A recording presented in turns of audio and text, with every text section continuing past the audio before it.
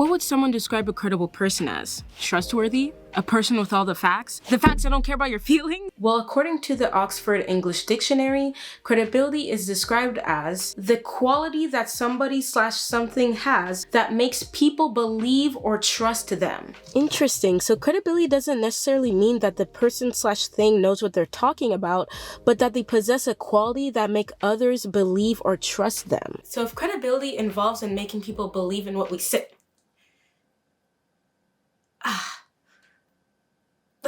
So, if credibility involves in making people believe in what we say, how can we trust credible people if they all carry biases?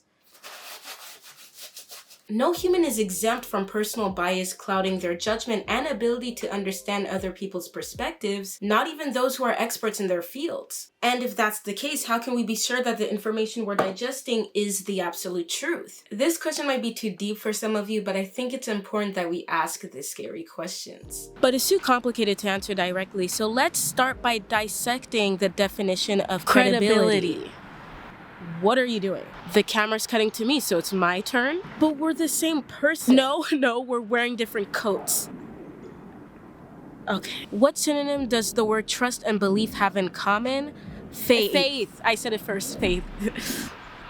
We put our faith in people and things who amassed followings through establishing their credibility.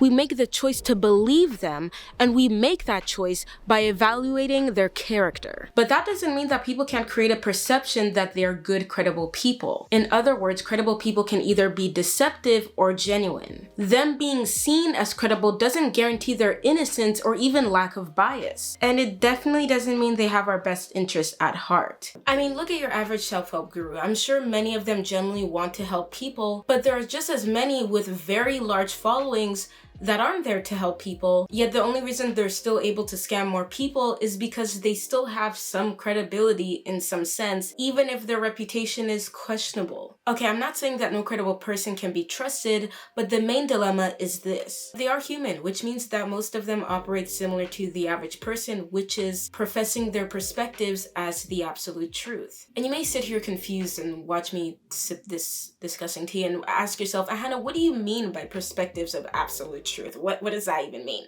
Well, two people can look at one fact and still somehow perceive it differently. Now, I don't want to make this political, but this is the best recent example I have. It really doesn't matter if you agree with me or the person I'm going to mention. What matters is you understand the I decided I wanted to remove my initial example because I didn't want people's political bias getting in the way of understanding this neutral video topic.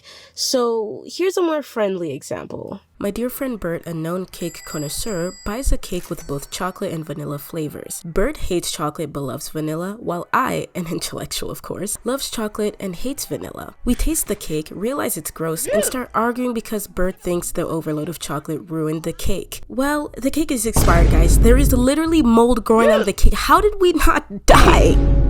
Any hoozles, the point is this. Bert used their bias to determine what made the cake so gross, but the fact is, the cake was just expired and now they have food poisoning. Yet people initially agreed with Bert's take because he has a dedicated fan base of fellow cake lovers. Do you understand what I'm getting at here? Bert's absolute confidence in himself and in his own words makes people consume his words as the absolute truth, even if/when it isn't. Okay, my point is with my example is to help us understand what credibility looks like. With Bert, the cake lover. Should we assume that anyone with a large audience knows what they're talking about? Probably not. Should we assume that experts in their fields are exempt from bias clouding their professional judgment? Probably not. Am I asking you to assume that I or anyone else with not large followings are always saying the truth? No, that is not the point of this video. No. So what do we believe then?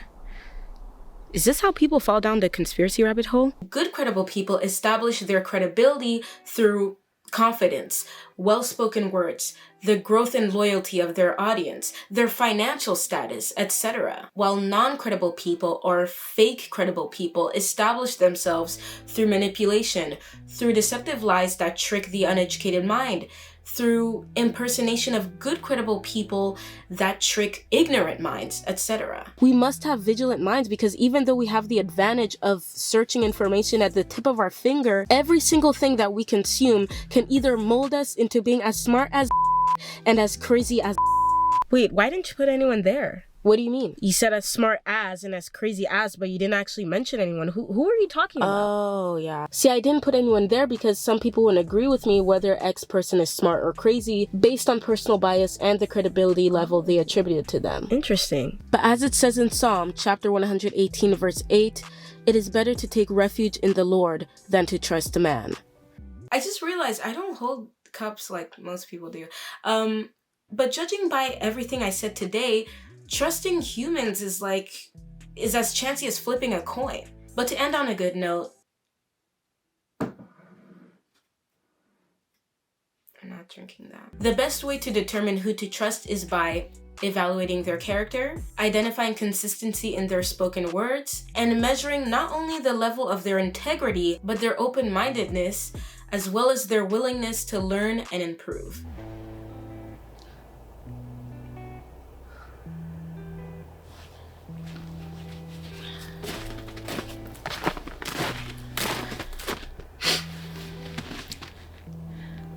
So what do you think credibility is nowadays?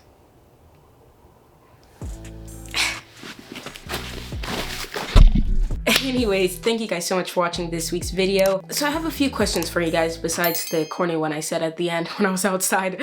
Do you think we are capable of knowing what is true or not when truth has become more about perception and bias and who we decide to believe rather than what is the truth? Like, now that I just described to you credibility, this idea that, oh, we can trust it because it's credible. Well, credible relies on some sort of belief, some sort of faith, some sort of trust. The fact that these are the synonyms that describe credibility tells me that we are really just choosing what to be true in a sense. If there is honestly any advice I can give in terms of credibility, knowing who to trust, knowing if you are even consuming the truth, is number one, don't allow yourself to be woven into culture of distraction, because we're constantly being distracted from even knowing the truth. So try to be less distracted and inform yourself more on certain topics. It can be anything. Anyways, thank you guys so much for watching this week's video. Hit the like button, subscribe, and African mama, slap the notification bell, and I'll see y'all on the next video when we're back on my channel. I'm Ahana, and I'm out!